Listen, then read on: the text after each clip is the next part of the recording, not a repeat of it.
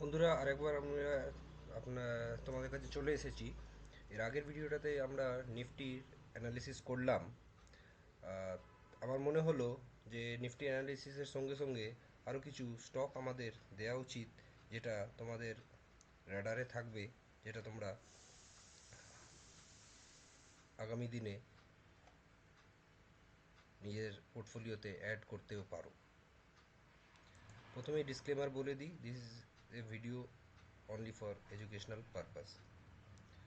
তো আমরা প্রথমেই একটা চার্ট দেখে নেব, যেখানে স্টকটার নাম হচ্ছে জুপিটার ওয়াগন। এই চার্টটা যদি দেখা যায়, তো একটা সুন্দর বুলিশ ট্রেন্ডে আছে।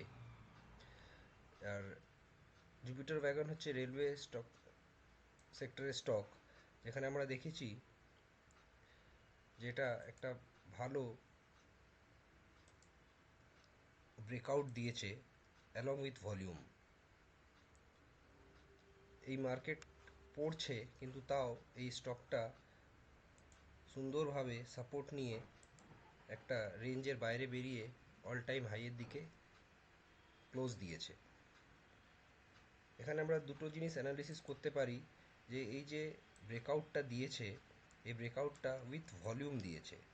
তো সেই ক্ষেত্রে এখন এর প্রাইস চলছে 484 প্লাস। আমরা যদি এটার সাপোর্ট হিসাবে যদি দেখতে চাই, তাহলে আমরা একটা ট্রেন্ড লাইন এখানে ড্র করতে পারি।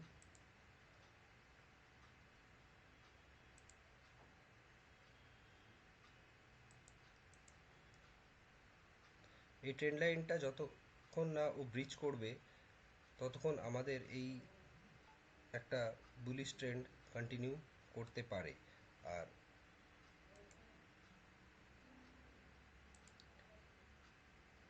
যারা একটু সেফ থাকতে চায়, তারা 433 স্টপ লসের সঙ্গে এটা বাই করা যেতে পারে। তো এটা হলো একটা জুপিটার ওয়াগন।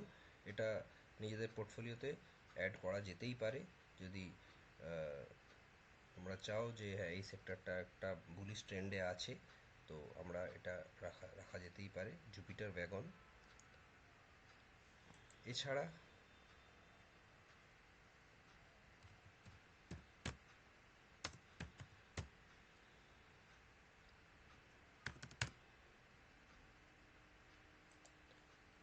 আরেকটা স্টক যেটা আমার অনেক দিন ধরেই চোখে ছিল, যেটা একটা 191 লেভেল থেকে ব্রেকআউট দিয়েছে, সেটা হচ্ছে অশোক লেল্যান্ড।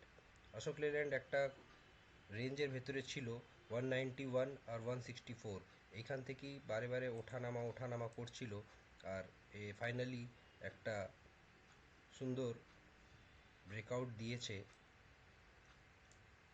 ভলিউমও অ্যাভারেজের থেকে অনেক বেশি আছে। Plus all time high touch করার পর একটা রিট্রেসমেন্টও নিয়েছে।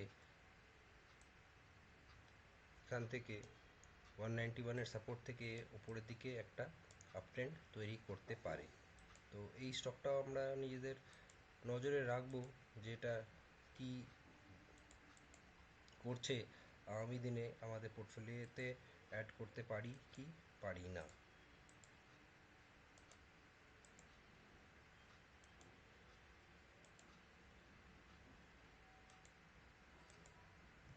দুটো স্টক আমি আজকে অ্যানালিসিস করলাম। তোমরা নিজেদের ফিনান্সিয়াল অ্যাডভাইজারের কাছে ওপিনিয়ন নিয়েই নিজেদের পোর্টফোলিওতে অ্যাড করতে পারো।